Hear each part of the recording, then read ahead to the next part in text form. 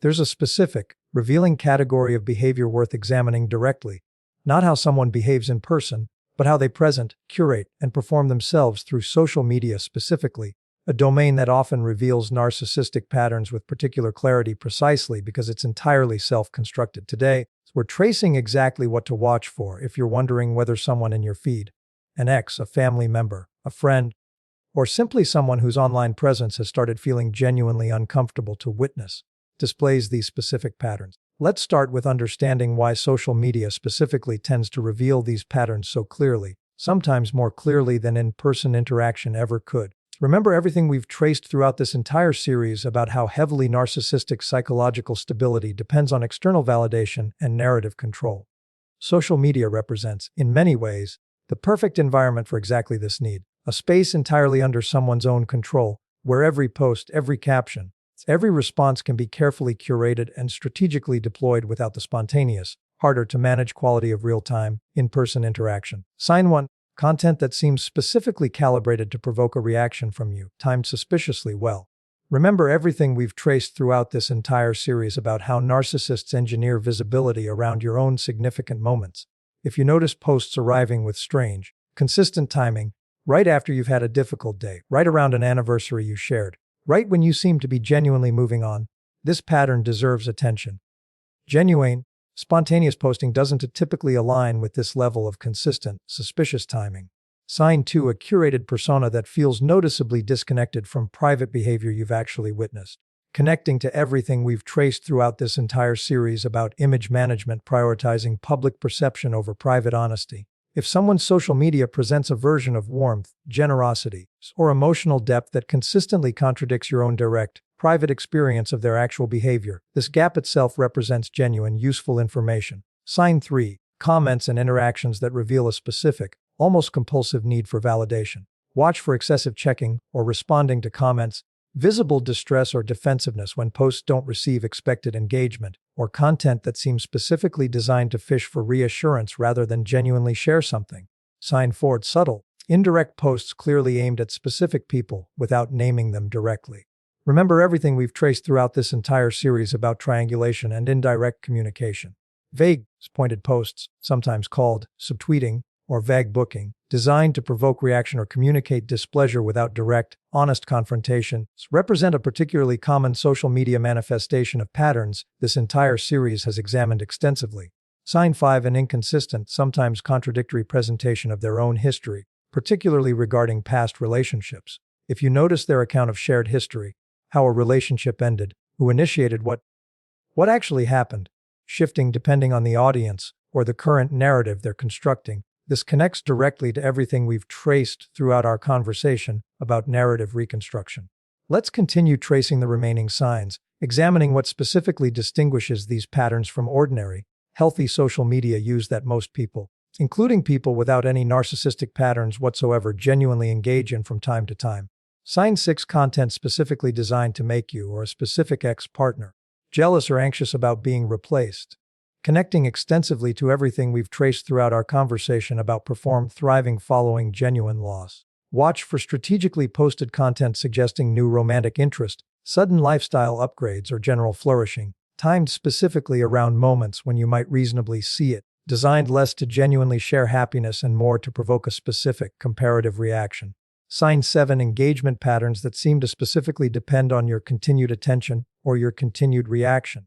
If you notice a pattern where their posting frequency, their apparent mood, or their content's emotional intensity seems to correlate directly with whether or how you're currently engaging with them, this connects to everything we've traced throughout this entire series about attention functioning as a genuine, urgent psychological necessity rather than simple preference. Sign 8. A public persona built heavily around victimhood, positioning them as perpetually wronged, misunderstood, or mistreated. Remember everything we've traced throughout our conversation about victimhood functioning as a control mechanism. Watch for consistent patterns of posts characterizing themselves as unfairly treated across multiple, seemingly unrelated contexts, professional, romantic, familial, always positioned as the wronged party, rarely if ever acknowledging their own contribution to whatever conflict they're describing. Sign 9. Strategic tagging or mentioning of specific people, designed to insert themselves into your continued awareness. This connects to something we traced extensively throughout our conversation about indirect campaigns through mutual connections. Watch for patterns where mutual friends get tagged in content specifically likely to reach you, or where their posts seem strategically positioned to remain visible in your feed despite reduced direct contact. Sign 10. Comment sections or interactions that reveal a specific pattern of dismissing, minimizing, or subtly undermining others, disguised as humor or as harmless commentary.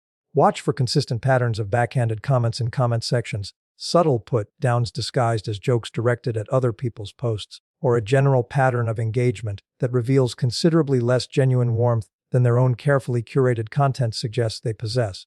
Here's what's crucial to understand about applying all 10 of these signs responsibly.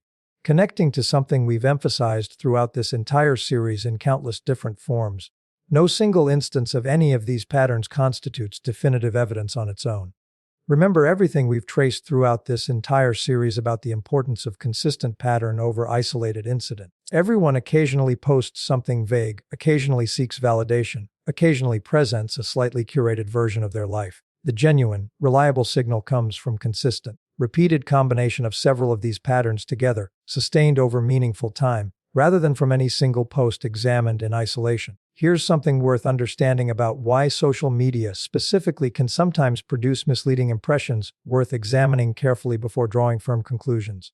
Remember everything we've traced throughout this entire series about the danger of over-applying protective frameworks. Someone going through a genuinely difficult period might post more emotionally intense content temporarily, without this indicating any deeper, structural pattern. Someone who's simply more private or more selective about what they share might appear to have a curated persona without this reflecting deliberate, strategic image management in the concerning sense this entire series has traced extensively. Context and duration matter considerably before treating any of these 10 signs as reliable, meaningful evidence. Because here's what all of this ultimately needs to lead toward. And it's worth being direct about it rather than leaving this conversation as simply a checklist without addressing what genuinely matters most. What to actually do once you've recognized several of these patterns, and how to protect your own well-being specifically in the context of ongoing social media connection. The first thing worth understanding clearly is that social media connection specifically creates a unique, often underestimated form of continued exposure worth taking seriously. Remember everything we've traced throughout this entire series about how genuine detachment requires removing yourself from monitoring, checking, and continued exposure to someone's presence. If you've identified several of these 10 signs, and this person is someone you're actively trying to heal from or maintain distance from, remaining social media connected likely undermines this healing considerably more than most people initially recognize, precisely because it provides exactly the low stakes, ongoing exposure that keeps you oriented around their presence without requiring any direct, obvious contact at all. Here's the second thing worth understanding, one that offers genuinely practical guidance for what to do with this recognition. Consider honestly whether unfollowing, muting, or blocking, whichever level of separation genuinely serves your specific circumstances, represents a reasonable, protective choice rather than something requiring justification or explanation to anyone, including the person themselves. Remember everything we've traced throughout this entire series about how genuine boundaries don't require ongoing justification in order to be legitimate. You don't need a comprehensive case built from all 10 signs in order to simply, quietly reduce or eliminate your exposure to someone's curated online presence. Here's the third thing worth understanding, one that addresses something important about the specific temptation to keep watching, even after recognizing these patterns clearly. Remember everything we've traced throughout this entire series about the trap of continued monitoring, even monitoring that feels justified by genuine, accurate pattern recognition. If you find yourself checking their profile specifically to verify or catalog additional instances of these 10 signs, treat this honestly as continued engagement rather than protective vigilance. Recognizing the pattern clearly enough to understand it doesn't require ongoing, active surveillance to confirm it repeatedly. Here's the fourth thing worth understanding, one that connects to something important about mutual social circles specifically, since complete separation isn't always practically available if you share considerable overlap in friends, family, or professional connections. If complete disconnection genuinely isn't possible or practical, consider using platform features that allow reduced visibility without complete severance. Muting content from appearing in your feed while remaining technically connected, adjusting notification settings, deliberately limiting how much time you spend in spaces where their content might appear. Remember everything we've traced throughout this entire series about internal boundaries functioning independently of the other person's cooperation or awareness. You're allowed to protect your own exposure without requiring any explanation or any confrontation about it. Here's the fifth and final thing worth understanding, the piece that ultimately matters most as we close this entire conversation. If you recognize several of these 10 signs while listening to today's discussion, trust that recognition and understand that protecting yourself from continued exposure, however small that exposure might seem, however easy it might be to dismiss as just social media, represents genuine, valid self-care rather than overreaction. Remember everything this entire series has traced about how detachment, genuinely and completely achieved, requires removing exactly the ongoing sources of exposure that keep old patterns and old hurt quietly, continuously active in your daily awareness. You don't need permission to unfollow someone whose curated presence consistently produces discomfort, confusion, or renewed pain every time it crosses your feed. You don't need a comprehensive, airtight case proving definitively that all 10 signs apply before you're allowed to simply quietly step back. Social media connection is genuinely optional, regardless of shared histories, regardless of mutual connections, regardless of whatever social pressure might make disconnection feel more complicated than it practically needs to be. Your own peace, your own healing, and your own genuine freedom from continued, low-grade exposure to patterns this entire series has traced extensively across dozens of previous conversations matter considerably more than maintaining a connection that no longer serves you, in a space that was never actually required for your continued, genuine offline life to remain exactly as full and exactly as complete as it deserves to be. There's one more dimension worth adding here. Because it addresses something practical worth carrying forward. What if disconnecting isn't purely about protecting yourself, but genuinely involves social complications? Mutual friend groups who might notice, family gatherings where the disconnection becomes an unspoken topic, professional circles where complete severance feels genuinely awkward or even consequential. This deserves honest, direct examination, because pure, uncomplicated disconnection isn't always as available as it might sound in theory. Remember everything we've traced throughout this entire series about internal boundaries operating independently of anyone else's awareness or cooperation. In circumstances where complete, visible disconnection genuinely carries social complications you're not ready to navigate, remember that partial, quiet or protective measures remain genuinely available and genuinely legitimate. Muting someone's content so it stops appearing in your feed without unfollowing outright protects your daily exposure without producing the visible, potentially awkward social statement complete disconnection might create. This isn't a lesser or less valid form of protection. It's simply a more discreet application of the same underlying principle, adjusted to fit circumstances where visible separation feels premature or genuinely complicated. Here's something worth understanding about a specific, related concern many people experience. What if you notice yourself feeling genuine guilt about wanting to disconnect, particularly if this person is family, or if mutual connections might interpret disconnection as taking sides in a conflict they don't fully understand? Remember everything we've traced throughout this entire series about how narcissistic dynamics often successfully train guilt into responses that are actually entirely reasonable and entirely protective. You are not obligated to remain visibly socially connected to someone whose online presence consistently produces discomfort, simply because disconnection might raise questions or require explanations you'd rather not provide. Guilt arising from this specific choice deserves gentle examination rather than automatic obedience. Ask yourself honestly whether this guilt reflects genuine, legitimate concern for someone else's feelings, or whether it reflects the same trained, disproportionate responsibility for managing someone else's reaction that this entire series has traced extensively as characteristic of relationships with these specific patterns. Here's a final consideration worth understanding about what happens to your own perception and your own peace once genuine separation, in whatever form fits your specific circumstances, has been sustained for meaningful time.